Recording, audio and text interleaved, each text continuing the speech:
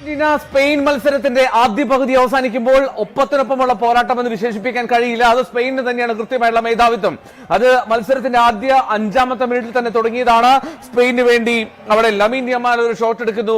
ഗംഭീരമായിട്ടുള്ള സേവ് ആണ് നടത്തിയത് അവിടെ അർജന്റീനയുടെ ഗോൾ കീപ്പർ എമി മാർട്ടിനസ്.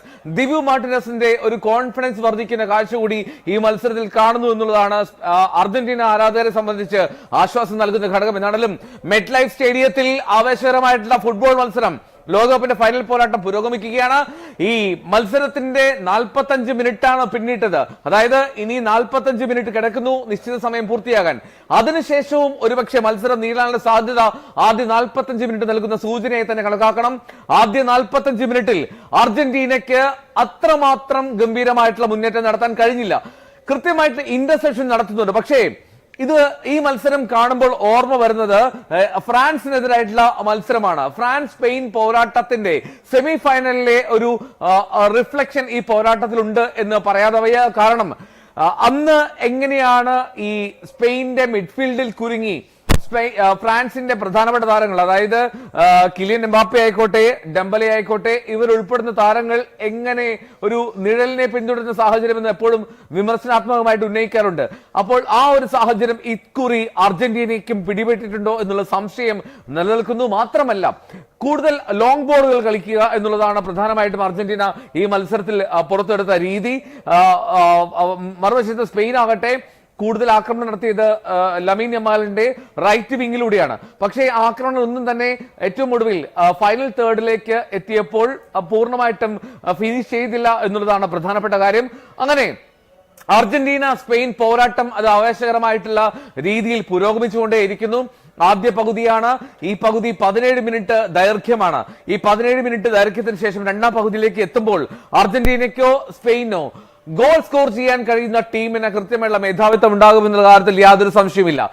ഇതിൽ ഇനി മറ്റൊരു പ്രധാനപ്പെട്ട കാര്യം, 5-ാമത്തെ മിനിറ്റിൽ ആദ്യം ആൽവാരസ് ഒരു ഗോൾ സ്കോർ ചെയ്യുന്നു. മാർട്ടിനസ് ഒരു ഗോൾ സ്കോർ ചെയ്യുന്നു. അവിടെ ലമീൻ യമാലിന്റെ ഷോട്ടായിരുന്നു. പിന്നീട് മറ്റൊരു സേവ് വരുത്തുകയാണ് ദിബു എമിലിയാനോ മാർട്ടിനസ്. അവിടെ ഗോൾ സ്കോർ നടത്താൻ ശ്രമിച്ചത് അവിടെ ഒയർ സബാലാണ്. ഇനി 42-ാമത്തെ മിനിറ്റിൽ, അതായത് ആദ്യ പകുതി അവസാനിക്കുന്നതിന് 3 മിനിറ്റ് മുമ്പ് ഒയർ സബാലിന്റെ ലോങ് റേഞ്ച് ഷോട്ട് വന്നിരുന്നു. ആ ലോങ് റേഞ്ച് ഷോട്ടും അത് ദിബു മാർട്ടിനസിന്റെ അല്ലെങ്കിൽ എമിലിയാനോ മാർട്ടിനസിന്റെ സേവ് തന്നെയായിരുന്നു. അങ്ങനെ ഈ മത്സരത്തിൽ ആദ്യ പകുതി 0-0 എന്നുള്ള മട്ടിൽ നിർത്താൻ അർജന്റീനയ്ക്ക് കഴിഞ്ഞു എന്നുള്ളത് ആശ്വാസകരമാണ്. ഇനി ഇതിനിടയിൽ ഒരു അല്പം ആശങ്ക നൽകുന്ന ഒരു ഘടകം എന്താണെന്ന് വെച്ചാൽ അത് ലിസാൻഡ്രോ മാർട്ടിനസ് എന്ന അർജന്റീനയുടെ സെന്റർ ബാക്കിന് ഈ മത്സരത്തിനിടെ പരിക്ക് പറ്റി പുറത്തേക്ക് പോകേണ്ടി വന്നു എന്നുള്ളതാണ്. ലിസാൻഡ്രോ മാർട്ടിനസ് പരിക്കേറ്റ് പുറത്തേക്ക് പോകുമ്പോൾ പകരം എത്തിയിരിക്കുന്നത് നിക്കോളസ് ഒട്ടമെന്റിയാണ്. ഒട്ടമെന്റി അദ്ദേഹത്തിന്റെ പരിചയസമ്പത്ത് കളിക്കളത്തിൽ ഗുണം ചെയ്യാം. പക്ഷേ ഈ വേഗം അല്ലെങ്കിൽ എക്സ്ട്രാ ടൈമിലേക്ക് പോയാൽ അതിന്റെ ഒരു ഫിറ്റ്നസ് കാര്യങ്ങളൊക്കെ ചർച്ചയിലേക്ക് വരുമെന്ന് പ്രതീക്ഷിക്കാം. എന്നാണെങ്കിലും അർജന്റീനയെ സംബന്ധിച്ച് ഇത് വലിയ തിരിച്ചടിയാണെന്ന് പറയാതെ വയ്യ. ലിസാൻഡ്രോ മാർട്ടിനസ് ഈ ടൂർണമെന്റിലെ ഗോൾ സ്കോററാണ്. അവരുടെ ഏറ്റവും മികച്ച ഡിഫൻസ് സെന്റർ ബാക്കുകൾ ഒന്നാണ്. അപ്പോൾ ലിസാൻഡ്രോ മാർട്ടിനസിന്റെ അഭാവം ഉറപ്പായിട്ടും ഈ ആരാധകർക്ക് ഉൾപ്പെടെ വലിയ നിരാശ നൽകുമെന്നുള്ള കാര്യത്തിൽ സംശയമില്ല. അർജന്റീനയെ സംബന്ധിച്ച് ഈ മിഡ്ഫീൽഡിലുള്ള കൺട്രോൾ പോയതായി നിരീക്ഷിക്കേണ്ടി വരും. റോദ്രി സ്പെയിൻ ടീമിന് വേണ്ടി, സ്പാനിഷ് സംഘത്തിന് വേണ്ടി കൃത്യമായിട്ട് അദ്ദേഹം കളം നിറഞ്ഞ് കളിക്കുന്നു. മാത്രമല്ല ലെഫ്റ്റ് വിങ്ങിൽ കുക്കുറേയുടെ അതിഗംഭീരമായിട്ടുള്ള വളരെ സ്പീഡി ആയിട്ടുള്ള നീക്കങ്ങൾ നടന്നുകൊണ്ടേയിരിക്കുന്നുണ്ട്. അതേസമയം അർജന്റീന പന്തുകൾ ഇന്റർസെപ്റ്റ് ചെയ്യുന്നുണ്ട്. ഇന്റർസെപ്റ്റ് ചെയ്യുന്ന പന്തുകൾ വീണ്ടും എതിരാളികളുടെ ഹാഫിലേക്ക് കയറ്റിക്കൊണ്ടു പോകാനുള്ള ഒരു വ്യഗ്രത പ്രകടമാക്കുന്നില്ല എന്നുള്ളതാണ്. ആ വ്യഗ്രത എന്തുകൊണ്ടാണ് പ്രകടമാക്കാത്തത്? ആ വ്യഗ്രതക്കുറവ് വരുന്നത് മിഡ്ഫീൽഡിൽ വ്യക്തമായ ബോധ്യത്തോടെയുള്ള കളി അല്ലെങ്കിൽ പണി നടക്കാത്തതാണ് എന്ന് വേണം പറയാൻ. അങ്ങനെ ഒരു പ്രശ്നം അർജന്റീന നേരിടുന്നു എന്നുള്ളതാണ് പ്രധാനപ്പെട്ട കാര്യം. ഏറ്റവും പ്രധാനപ്പെട്ട കാര്യം, ഇനി ലിസാൻഡ്രോ മാർട്ടിനസ് ഒരു യെല്ലോ കാർഡ് കണ്ടിരുന്നു. കൂടുതൽ യെല്ലോ കാർഡുകൾ നേരിടേണ്ടി വന്നില്ല എന്നുള്ളതും ആശ്വാസകരമാണ് അർജന്റീനയെ സംബന്ധിച്ച്. എന്താണെങ്കിലും ആദ്യ 45 മിനിറ്റ് അർജന്റീന ആരാധകർക്ക് അത്രമേൽ ശുഭകരമായിട്ടുള്ള സംഭവങ്ങളൊന്നും ഉണ്ടായില്ല. ലയണൽ മെസ്സിക്ക് ഒരു അവസരം ലഭിച്ചു, ഒരു ഗോൾ കീപ്പർ മാത്രം മുന്നിൽ. പക്ഷേ ഉനൈ സിമോൺ വളരെ സമർത്ഥമായി മുന്നിലേക്ക് ഓടിക്കയറി എത്തി. ഒരു ത്രൂ ബോൾ ആയിരുന്നു, ലോങ് ബോൾ ആയിരുന്നു.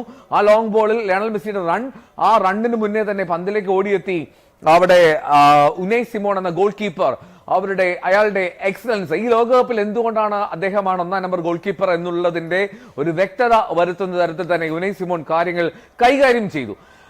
അർജന്റീനയുടെ മുന്നേറ്റത്തിലും ചില മാറ്റങ്ങൾ അനിവാര്യമാണ് എന്ന് തോന്നുന്നു. ഒരു പക്ഷേ നമുക്ക് അറിയാം, ലയണൽ സ്കലോണി എന്ന വളരെ തന്ത്രജ്ഞനായിട്ടുള്ള പരിശീലകനാണ്. അദ്ദേഹം വരുത്തുന്ന മാറ്റങ്ങൾ ഈ ലോകകപ്പിൽ ഉടനീളം നമ്മൾ കണ്ടതാണ്. ലോകകപ്പിൽ ഏത് മത്സരമാണെങ്കിൽ പോലും നമ്മൾ കണ്ടതാണ്. ലയണൽ സ്കലോണി വരുത്തുന്ന മാറ്റങ്ങൾ അതിഗംഭീരമായിട്ടുള്ള വ്യത്യാസം, ഗെയിം ചേഞ്ചിങ് സബ്സ്റ്റിറ്റ്യൂഷൻസ് ആണ് ലയണൽ സ്കലോണി ഈ ടൂർണമെന്റിൽ ഉടനീളം കാഴ്ചവെച്ചിട്ടുള്ളത്. അപ്പോൾ ആ ഒരു പ്രകടനം ഇനിയും ഉണ്ടാകുമെന്ന് പ്രതീക്ഷിക്കാം. എന്താണെങ്കിലും പാരഡൈസ് കളത്തിലേക്ക് എത്തുമെന്ന് പ്രതീക്ഷിക്കാം. ഒരുപക്ഷെ പാരഡൈസിന്റെ ആദ്യ 11-ലെ ഒഴിവാകൽ അതെന്താണ് എന്നുള്ളതിൽ വ്യക്തത വരേണ്ടതുണ്ട്. 2 തരം റിപ്പോർട്ടുകളാണ് വരുന്നത്. ഒന്ന്, അദ്ദേഹം 100% ഫിസിക്കലി ഫിറ്റ് അല്ല എന്നുള്ളത്. 2, പാരഡൈസിനേക്കാൾ ഉപരിയായിട്ട് അവിടെ ഒരു ട്രാൻസിഷൻ ലെവലിലുള്ള ഫാസ്റ്റ്നെസ് കിട്ടാൻ വേണ്ടി, ഒരു സ്പീഡ് കിട്ടാൻ വേണ്ടിയാണ് അത്തരത്തിൽ ഒരു മാറ്റം കൊണ്ടുവന്നത് എന്നുള്ള വിലയിരുത്തലൊക്കെ ഉണ്ട്. പക്ഷേ ഇതിനേക്കാൾ ഏറ്റവും ഉപരിയായിട്ട്, ഏറ്റവും അവസാനം നമ്മൾ ചിന്തിക്കുമ്പോൾ ആർക്കാണ് പന്ത് കൂടുതൽ ഗെയിൻ ചെയ്യാൻ കഴിഞ്ഞത് എന്നുള്ള ചോദ്യമുണ്ടല്ലോ, ആ ചോദ്യത്തിന് ഉത്തരമില്ല എന്നുള്ളതാണ് പ്രധാനപ്പെട്ട കാര്യം. എന്താണെങ്കിലും ഇതുവരെ അർജന്റീനയ്ക്ക് ഗോള് നേടാൻ കഴിഞ്ഞിട്ടില്ല. പക്ഷേ അതേ സമയത്ത് ആശ്വാസകരമായിട്ട് അർജന്റീനയ്ക്ക് ഗോൾ വഴങ്ങേണ്ടി വന്നില്ല. അതിന്റെ കാര്യം സ്പെയിന്റെ ഭാഗത്തുള്ള വീഴ്ചയാണ്. സ്പാനിഷ് സംഘം ഇതുവരെയും അവരുടെ ഫൈനൽ തേർഡിൽ അല്ലെങ്കിൽ അറ്റാക്കിംഗ് തേർഡിലുള്ള അവരുടെ ആക്രമണത്തിന്റെ ഒരു ഇൻഡെക്സ് നോക്കി കഴിഞ്ഞാൽ അത് മോശമായി തന്നെ കണക്കാക്കണം. ഒരു ഫിനിഷിംഗിലെ പാളിച്ച അവരുടെ പോരായ്മ നിഴലിച്ചു കാട്ടുന്നുണ്ട് ഈ ലോകകപ്പിന്റെ ഫൈനലും എന്നുള്ളതാണ് പ്രധാനപ്പെട്ട കാര്യം. ലയണൽ മെസ്സി അദ്ദേഹത്തിന്റെ പൂർണ്ണമായിട്ടുള്ള ഫുൾ ഫോമിലേക്ക് എത്തിയിട്ടില്ല എന്നുള്ളതും എടുത്തു പറയുകയാണ്. ലയണൽ മെസ്സിക്ക് ഇനിയും അദ്ദേഹത്തിന്റെ രണ്ടാമത്തെ ഒരു ലോക കിരീടം ഉയർത്തണമെങ്കിൽ കൂടുതൽ സംഭാവന നൽകിയേ മതിയാകൂ. മെസ്സിയുടെ ചില ഗംഭീര പ്രകടനങ്ങൾ, ചില ഗംഭീര പാസുകൾ കണ്ടു. പക്ഷേ അതിനും അപ്പുറത്തേക്ക് മെസ്സിക്ക് മുന്നോട്ട് പോകാൻ കഴിയാത്ത ഒരു സാഹചര്യം ഈ മത്സരത്തിൽ കാണുന്നുണ്ട്. ഇനി മെസ്സിയെ പൂർണ്ണമായിട്ടും പൂട്ടുന്ന തരത്തിലുള്ള പ്ലാൻ, വളരെ കൃത്യമായിട്ടൊരു പദ്ധതി ആവിഷ്കരിച്ച് തന്നെയാണ് സ്പാനിഷ് ടീം എത്തിയത് എന്നുള്ളതാണ് മനസ്സിലാക്കേണ്ടത്. കാരണം ഇതുവരെയുള്ള ആദ്യ 45 മിനിറ്റിലെ മത്സരം കാണുമ്പോൾ അതാണ് ബോധ്യപ്പെടുന്നത്. ഇനി മെസ്സിക്ക് കാലിൽ പന്ത് കിട്ടുമ്പോഴെല്ലാം വളരെ ഭയപ്പെടുന്ന ഒരു സ്പാനിഷ് ടീമിനെ, പരിഭ്രമിക്കുന്ന ഒരു സ്പാനിഷ് നിരയെ നമുക്ക് കളത്തിൽ കാണാൻ കഴിയും. അതായത് ഈ മത്സരത്തിന്റെ ബോൾ പൊസഷനിലൊക്കെ കൃത്യമായിട്ടുള്ള എഡ്ജ് ഉണ്ട് സ്പെയിന് എന്നുള്ളതിൽ സംശയമില്ല. സ്പെയിനിന്റെ ബോൾ പൊസഷൻ നോക്കിക്കഴിഞ്ഞാൽ, അതായത് 65% ബോൾ പൊസഷൻ അത് സ്പെയിനാണ്, 35% അർജന്റീനയ്ക്ക് ഈ മത്സരത്തിലെ ബോൾ പൊസഷൻ. പക്ഷേ ഈ ബോൾ പൊസഷൻ നിലനിൽക്കട്ടെ അവിടെ തന്നെ. ടോട്ടൽ ഷോട്ടുകൾ ഉതിർത്തത് സ്പെയിൻ ആണെന്ന് പറയണം. 3 തവണയാണ് സ്പെയിൻ ഷോട്ട് ഉതിർത്തത്. അർജന്റീനയുടെ ടോട്ടൽ ഷോട്ടുകൾ അത് 0 എന്നുള്ള മട്ടിൽ നിൽക്കുന്നു. ആ ഒരു കണക്ക് ഒരുപക്ഷെ സ്പെയിന്റെ ഈ മത്സരത്തിൽ അവരുടെ ആധിപത്യത്തിന് കൃത്യമായിട്ടുള്ള ഒരു തെളിവാകുന്നു എന്ന് വേണം പറയാൻ. എന്താണെങ്കിലും അർജന്റീനയ്ക്ക് ഈ മത്സരത്തിൽ തിരികെ വരാൻ കഴിയുമെന്നുള്ളത് കഴിഞ്ഞ മത്സരങ്ങളിൽ തെളിയിച്ചതാണ്. ലോകകപ്പിന്റെ ഫൈനൽ എന്നുള്ള സമ്മർദ്ദമൊക്കെ മാറ്റി നിർത്തിയാൽ അർജന്റീനയ്ക്ക് ഉറപ്പായിട്ട് മത്സരത്തിലേക്ക് മടങ്ങിയെത്താൻ കഴിയുമെന്ന് പ്രതീക്ഷിക്കാം. എന്താണെങ്കിലും ഈ ബോളുകൾ വെറുതെ ലോബ് ചെയ്യുക എന്നതിനപ്പുറത്തേക്ക് കൃത്യമായി പാസുകൾ കൊടുക്കുക, പാസിംഗിലെ ആക്യുറസി നിലനിർത്തുക, ഇതൊക്കെയാണ് അർജന്റീന ഇനിയുള്ള 45 മിനിറ്റുകളിൽ ശ്രദ്ധേയമായും പുലർത്തേണ്ട പ്രധാനപ്പെട്ട കാര്യം. നിശ്ചയമായും ലയണൽ സ്കലോണി ഈ 45 മിനിറ്റിനിടയിലെ 17 മിനിറ്റ് ബ്രേക്കിനിടയിൽ ഡ്രസ്സിംഗ് റൂമിൽ ഈ നിർദ്ദേശങ്ങൾ നൽകുമെന്നുള്ള കാര്യത്തിൽ സംശയമില്ല. തുടർച്ചയായി പ്രസ് ചെയ്യുന്നുണ്ട് സ്പെയിൻ. പക്ഷേ ആ പ്രസിംഗിന് ഒരു ഔട്ട്കം ഉണ്ടാകുന്നില്ല എന്നുള്ളതായിരിക്കാം സ്പാനിഷ് ആരാധകരെ സംബന്ധിച്ച് പ്രധാനപ്പെട്ട കാര്യം. ഒരുപക്ഷെ നിർണായകമായുള്ള സബ്സ്റ്റിറ്റ്യൂഷൻ വരാൻ സാധ്യതയുണ്ട്. ഒരുപക്ഷെ നിക്കോ പാസിനെയോ അല്ലെങ്കിൽ ലോസൽസോയെ പോലുള്ളവരെ കളത്തിലേക്ക് കൊണ്ടുവന്നാൽ അത് മിഡ്ഫീൽഡിനെ കുറച്ചുകൂടി കൺട്രോൾ ചെയ്യാനുള്ള സാഹചര്യം ഉണ്ടാകും എന്ന് തോന്നുന്നു. നിലവിൽ ഒരു ടോട്ടൽ കൺട്രോൾ അത് സ്പെയിനാണ് എന്ന് പറയാതെ വയ്യ. ഈ ഫൈനൽ ഡെലിവറിയിൽ, അതായത് എക്സ്ട്രീം അറ്റാക്കിന്റെ ഫൈനൽ തേർഡിൽ, അതായത് ഗോൾ പോസ്റ്റിന് മുന്നിലുള്ള ആ ഡെലിവറിയിൽ മാത്രമാണ് സ്പെയിൻ ഇപ്പോൾ അല്പം പിന്നിൽ പോകുന്നത്. സ്പെയിന് പക്ഷേ ഗോളിലേക്ക് എത്താൻ കഴിയുന്നില്ല. അവർ ഇതുവരെ മത്സരം നിയന്ത്രിക്കുന്നു, മുന്നിലേക്ക് പന്തെത്തിക്കുന്നു, പക്ഷേ ഏറ്റവും ഒടുവിൽ ഫിനിഷ് ചെയ്യാൻ കഴിയുന്നില്ല എന്നുള്ളതാണ് അർജന്റീന ആരാധകർക്ക് ആശ്വാസകരവും സ്പെയിൻ ടീമിന് തലവേദന സൃഷ്ടിക്കുന്ന കാര്യം. എന്താണെങ്കിലും പാരഡൈസ് അല്ലെങ്കിൽ ലോസെൽസോ കളത്തിലേക്ക് എത്തുമെന്നുള്ള പ്രതീക്ഷ ഫുട്ബോൾ ആരാധകർ പങ്കുവയ്ക്കുന്നു. കാരണം അത് അനിവാര്യമാണ് അർജന്റീനയെ സംബന്ധിച്ച്. അർജന്റീനയുടെ ഈ ആദ്യ പകുതിയിലെ ഏറ്റവും മോശം ടച്ചുകൾ നടത്തിയതിൽ ഒന്ന് അത് യൂലിയൻ അൽവാരസ് ആണ്.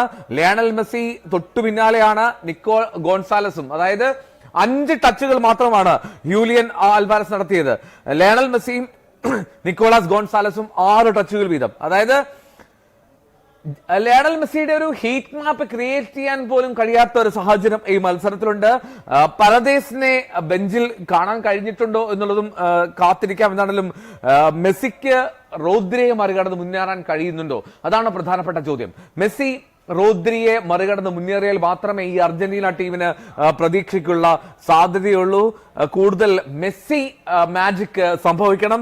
മെസ്സിയുടെ കൂടുതൽ ടച്ചുകൾ, കൂടുതൽ സ്പർശനങ്ങൾ ആ പന്തിൽ ഉണ്ടായാൽ മാത്രമേ അർജന്റീനയ്ക്ക് സാധ്യതയുള്ളൂ. ഇനി 157 പാസുകളാണ് അർജന്റീനയുടേത്, 312 പാസുകൾ ബാർസലോണയുടേത്. എന്തായാലും മക്കലിസ്റ്ററിന്റെ പ്രകടനവും ചോദ്യം ചെയ്യപ്പെടാൻ സാധ്യതയുണ്ട്.